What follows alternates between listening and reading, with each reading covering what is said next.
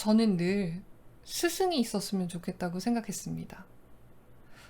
같은 결심도 오늘은 맞고 내일은 틀리는 불확실함들. 이런 게 너무 괴로워서 차라리 이게 정답이다 라고 누가 정해주면 그렇게 살고 싶었어요. 왜 세상은 얼핏 보기에는 같은 일도 반복할 때마다 의미가 달라지는 걸까요? 그리고 그 의미는 왜 생각을 곱씹을 때마다 계속해서 달라지는 걸까요?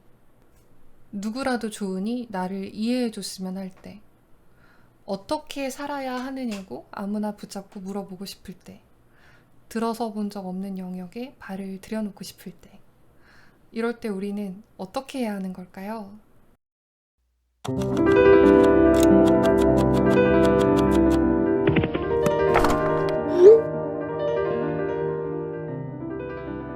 카푸스라는 젊은이가 있었대요. 이 사람은 군인학교를 나왔는데 시인이 되고 싶었대요. 그래서 이 사람이 어느 날 결심을 합니다. 아, 엄청 유명한 시인한테 내 작품을 보내서 평가를 받아봐야 되겠다. 그 사람은 바로 인생이란 꼭 이해해야 할 필요는 없는 것 이라는 말로 시작되는 시를 쓴 라이너 마리아 릴케였습니다.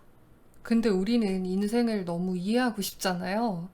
그래서 이 젊은 친구는 습작을 보낼 때 자기도 모르게 자기의 속마음을 주절주절 덧붙이는 편지를 보내는 우울을 범하고 맙니다.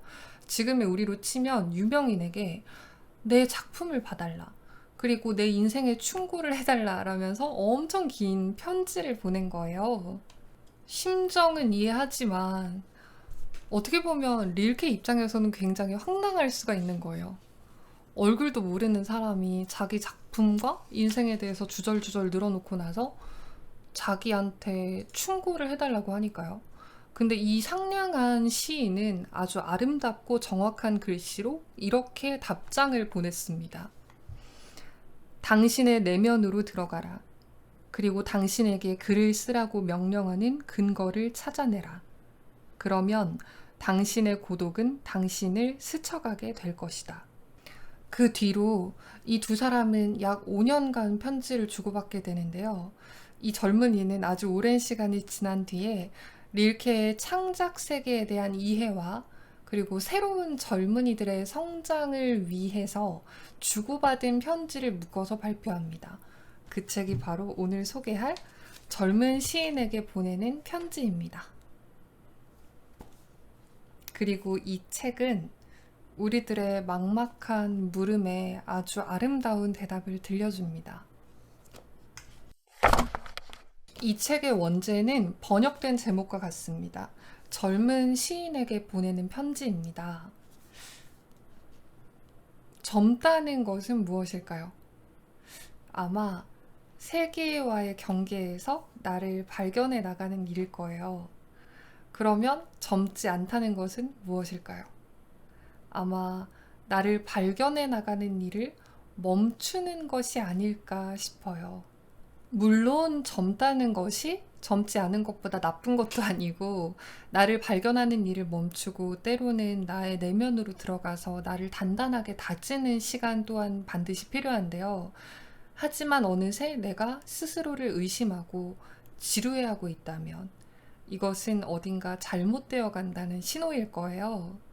이럴 때 우리는 경계로 돌아가야 합니다.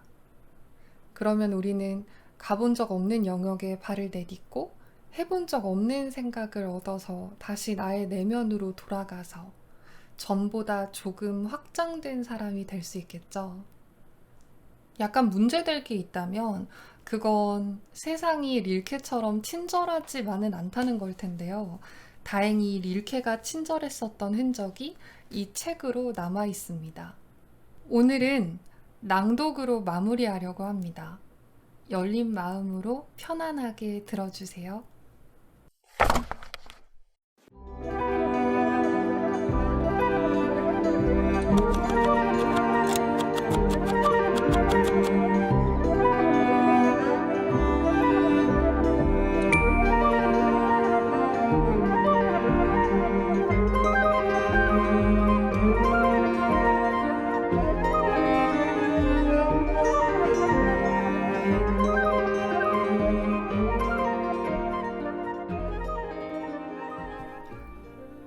젊은 시인에게 보내는 편지. 문예출판사.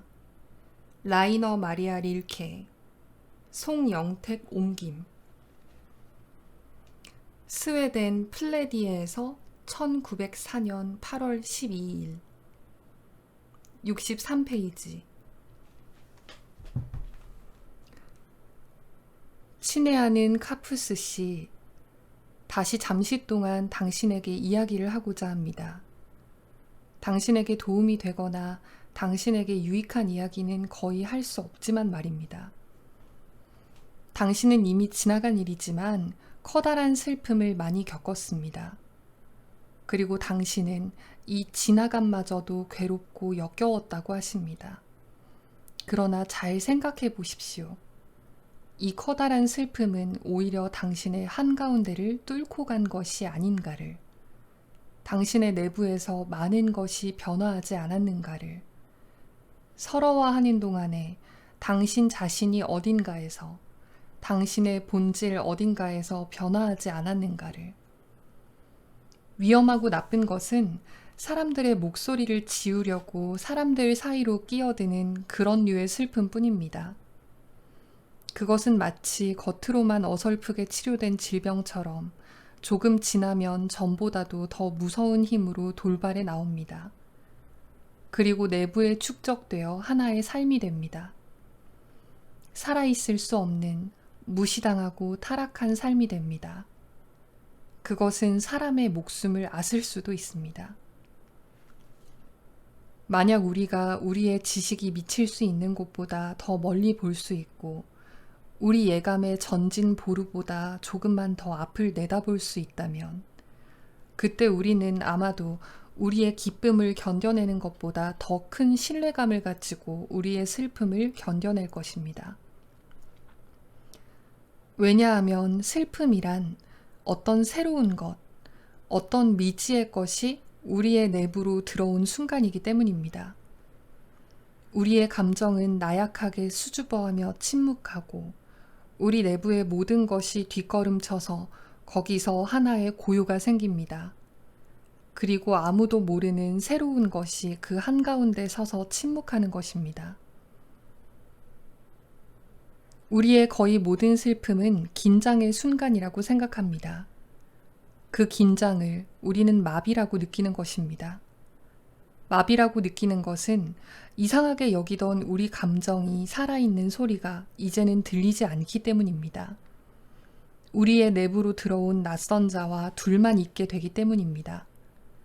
친숙하고 익숙하던 것이 모두 일순간에 우리에게서 제거되기 때문입니다.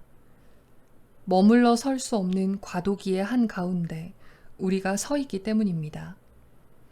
그러므로 슬픔도 역시 지나가 버립니다.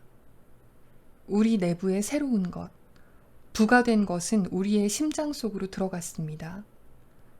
심장의 제일 깊숙한 방으로 들어갔습니다만 벌써 거기에도 없습니다. 이미 피 속에 있는 것입니다.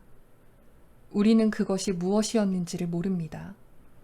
아무 일도 일어나지 않았다고 우리로 하여금 쉽게 믿게 할 수도 있습니다.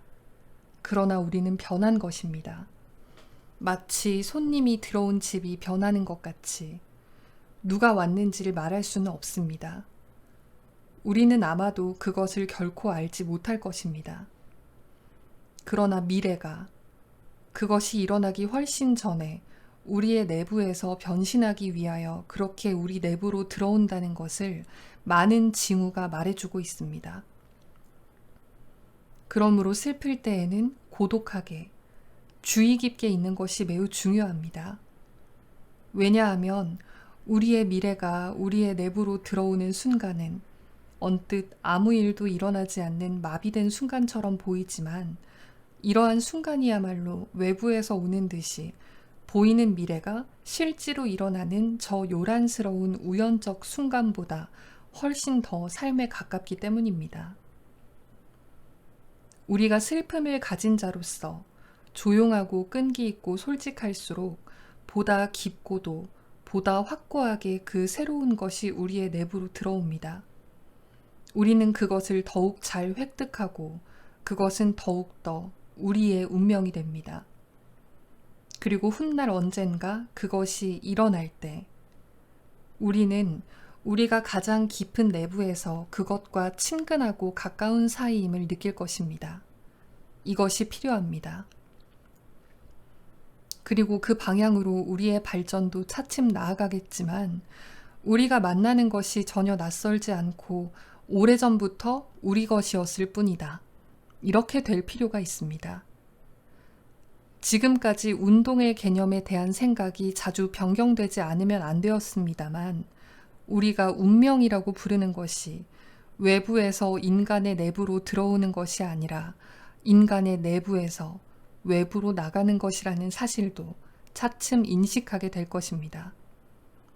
다만 대부분의 사람들이 자신의 운명이 자기 내부에 사는 동안에 그것을 흡수하고 자기 자신으로 변화시키지 않았기 때문에 자신의 내부에서 나온 것을 그것으로 인식할 수가 없었을 뿐입니다. 그들에게는 그것이 너무나 낯설어 그저 놀라고 당황할 뿐, 그것이 분명 지금 처음으로 자신의 내부로 들어왔다고 생각한 것입니다. 왜냐하면 이와 비슷한 것을 전에는 자신의 내부에서 본 적이 없다고 그들은 맹세하였기 때문입니다. 오랫동안 태양의 운동에 대해 잘못 생각해 왔듯이 앞으로 올 것의 운동에 대해서도 여전히 잘못 생각하고 있습니다. 미래는 움직이지 않고 가만히 서 있습니다. 그러나 친애하는 카푸스 씨, 우리는 무한한 공간 속을 움직이고 있는 것입니다. 어찌하여 이것을 어렵다고 하지 않을 수 있겠습니까?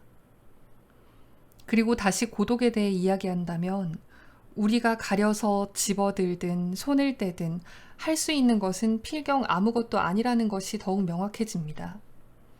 우리는 고독한 존재입니다. 그것을 잘못 생각하여 그렇지 않은 듯 행동할 수도 있습니다. 그뿐입니다. 그러나 우리는 고독하다는 것을 이해하고 바로 거기에서 출발하는 편이 얼마나 더 좋은지 모릅니다. 물론 현기증을 느낄 수도 있습니다. 왜냐하면 우리가 평소에 눈을 두고 있던 모든 점을 빼앗기고 근처에는 이제 아무것도 없고 먼 것은 끝없이 멀기 때문입니다. 자기 방에서 거의 아무런 준비 없이 단번에 높은 산맥의 정상으로 끌려간 자라면 아마도 같은 느낌을 가질 것입니다.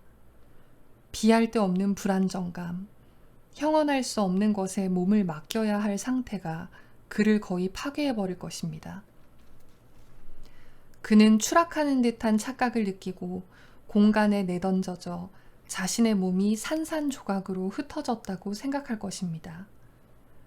그의 두뇌는 이러한 감각의 상태에 따라가기 위해 그리고 그것을 해명하기 위해 얼마나 터무니없는 거짓말을 생각해내야 하겠습니까?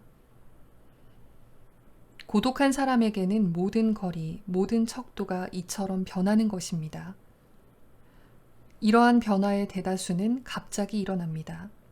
그리고 그때 산 꼭대기로 끌려간 그 남자의 경우와 마찬가지로 참을 수 있는 한도를 훨씬 넘었다고 여겨지는 이상한 상상이나 기묘한 감각이 생기는 것입니다. 그러나 우리는 그것도 체험할 필요가 있습니다. 우리는 우리의 존재를 그것이 미칠 수 있는 만큼 넓게 받아들이지 않으면 안 됩니다. 모든 것이 전례 없는 것이라 할지라도 그 속에서는 가능할 수 있어야 합니다. 이것이 필경 우리에게 요구되는 유일한 용기입니다. 우리가 만나게 될지도 모르는 가장 기묘한 것, 가장 기이한 것, 가장 해명하기 어려운 것에 대해 용감해야 합니다. 인간이 지금까지 이런 의미에서는 소심했던 것이 인생에 무한한 화를 미쳤습니다. 환상이라고 불리는 체험, 이른바 영계의 세계, 죽음 등 우리와 아주 가까운 이 모든 것이 날마다 생활에서 방지되고 멀리로 밀려났기 때문에 이것을 포착할 수 있는 우리의 감각이 위축되고 말았습니다. 신에 대해서는 언급하지 않기로 합니다. 그러나 해명할 수 없는 것에 대한 공포가 개개인의 존재를 이전보다도 빈약하게 했을 뿐만 아니라 인간과 인간의 관계도 그것 때문에 제한되었습니다. 말하자면 무한한 가능성의 강바닥에서 아무 일도 일어나지 않는 불모의 기슭으로 들어 올려진 것입니다. 왜냐하면 인간관계가 말할 수 없이 단조롭고 구태의연하게 임기응변으로 되풀이되는 것은 태만 때문만이 아닙니다. 도저히 감당할 수 없다고 생각되는 어떤 새로운, 헤아릴 수 없는 체험에 대한 공포 때문이기도 한 것입니다. 그러나 무엇에 대해서도 각오가 되어 있는 사람, 아무리 난해한 그 무엇이든 거부하지 않는 사람만이 다른 사람에 대한 관계를 생동하는 곳으로서 체험할 수가 있고 자신도 자신의 존재를 남김없이 펴낼 수가 있을 것입니다. 왜냐하면 이 개개인의 존재라는 것을 크든 작든 하나의 공간으로 생각할 때 대개의 사람은 자신 공간의 한 구석만을, 즉 창가의 한 장소라든가 그들이 왔다 갔다 하는 좁다란 하나의 장소만을 알고 있는데 지나지 않기 때문입니다. 이리하여 그들은 일종의 안정을 얻는 것입니다. 그렇지만 에드거 앨런 포의 이야기에 나오는 죄수들이 그들의 무서운 감옥이 어떤 모양인가를 더듬어 살펴보고 싶어하고 그들이 묵고 있는 장소에 말할 수 없는 공포가 어떤 것인가를 알고 싶어하는 저 위험에 찬 불안정이 훨씬 더 인간적입니다. 그러나 우리는 죄수가 아닙니다. 함정도 올가미도 우리 주위에는 설치되어 있지 않습니다. 우리를 불안하게 하거나 괴롭히는 것은 하나도 없습니다. 우리는 우리의 가장 적합한 환경인 인생 위에 놓여 있습니다. 게다가 우리는 수천 년의 적응으로 이 인생과 매우 닮아버린 터라 조용하게만 있으면 교묘한 보호색 덕분으로 우리를 둘러싼 모든 것에서 거의 구별되지 않을 정도입니다. 우리는 우리의 세계에 대해 불신감을 가질 아무런 이유가 없습니다. 우리의 세계는 우리를 거역하지 않기 때문입니다. 우리의 세계에 공포가 있다면 그것은 우리의 공포입니다. 심연이 있다면 그 심연은 우리의 것입니다. 만약 위험이 있다면 우리는 그것을 사랑하려고 애쓰지 않으면 안 됩니다. 그리고 언제나 어려운 것에 의지하지 않으면 안 된다고 우리에게 권하는 저 원칙 위에 우리의 삶을 세운다면 지금껏 가장 낯선 것으로 여겨지던 것이 가장 친근하고 가장 충실한 것이 될 것입니다. 모든 민족의 시초에 찾아볼 수 있는 저 옛 신화를, 마지막 찰나에 공주로 변신하는 용의 신화를 우리는 어찌 잊을 수가 있겠습니까? 아마도 우리 인생의 모든 용은 공주일 것입니다. 다만 언젠가 우리가 아름답고 용감해지는 순간을 기다리고 있을 뿐입니다. 깊이 생각해보면 모든 무서운 것은 우리에게 도움을 청하고 있는 의지할 데 없는 것이라 할 수 있습니다. 그러므로 친애하는 카푸스 씨, 당신이 아직 본 적 없는 커다란 슬픔이 당신 앞에 느닷없이 나타나더라도 어떤 불안이 빛이나 구름의 그림자처럼 당신의 두 손과 당신의 모든 행위 위로 지나가더라도 당신은 놀라서는 안 됩니다. 당신은 그 무엇이 당신에게서 일어나고 있다. 인생이 당신을 잊지는 않는다. 인생이 당신을 손 안에서 떠받치고 있다는 것을 생각하지 않으면 안 됩니다. 인생이 당신을 떨어뜨리지는 않을 것입니다. 당신은 그 어떤 불안이, 그 어떤 아픔이, 그 어떤 우울이 당신에게 어떠한 작용을 하는지도 모르면서 왜 이들 상태를 당신의 인생에서 내쫓아 버리려고 합니까? 왜 당신은 이런 모든 것이 어디로 와서 어디로 가는지 라는 물음에 끊임없이 뒤쫓기고 있습니까?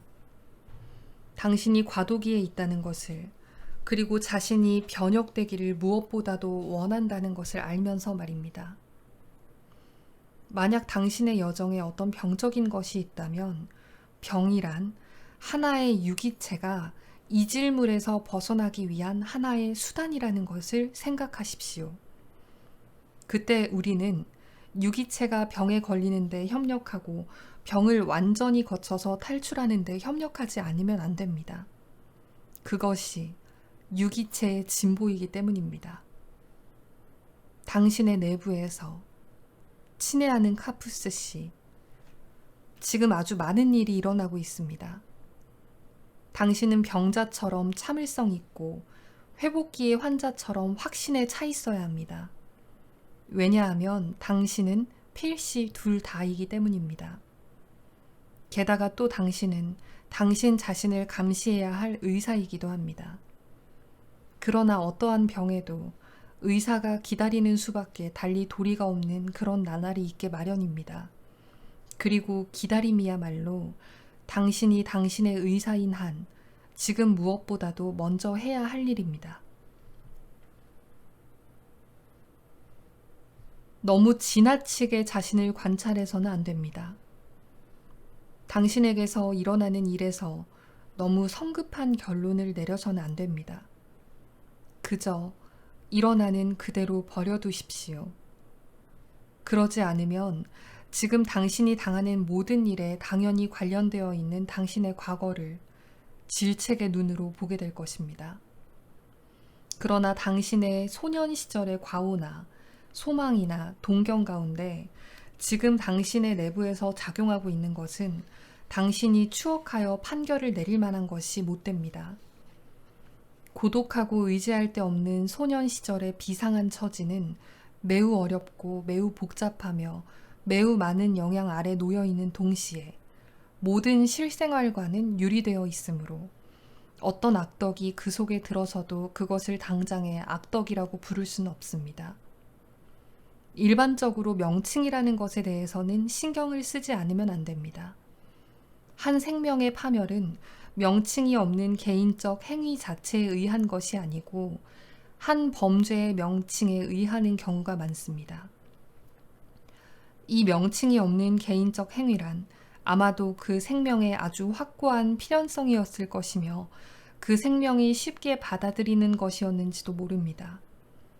그러므로 힘의 낭비가 당신에게 그토록 크게 여겨지는 이유는 당신이 승리를 너무 중히 여기고 있기 때문입니다. 당신이 그렇게 여기는 것은 당연하지만 당신이 성취했다고 믿는 위대한 것이 꼭 승리는 아닙니다. 위대한 것은 당신이 저 기만과 대치할 수 있었던 어떤 진실한 것이 이미 거기에 존재했다는 것입니다. 이것이 없다면 당신의 승리는 폭넓은 의미도 없는 단순한 도덕적 반동에 지나지 않았을 것입니다. 그러나 당신의 승리는 당신 삶의 한 시기가 되었습니다. 친애하는 카푸스 씨, 제가 언제나 행복하기를 빌고 있는 당신 삶의 시기가 말입니다. 이 삶이 얼마나 어린아이에서 어른이 되고 싶다고 동경해 왔는지를 당신은 상기합니까? 저는 지금 그것이 어른에서 보다 큰 것이 되고자 동경하고 있음을 알고 있습니다. 그러므로 삶은 어려워지는 것을 늦추지 않습니다. 그러므로 삶은 성장하는 것도 늦추지 않습니다. 그리고 한마디 더 당신에게 드릴 말씀이 있다면 바로 이런 것입니다.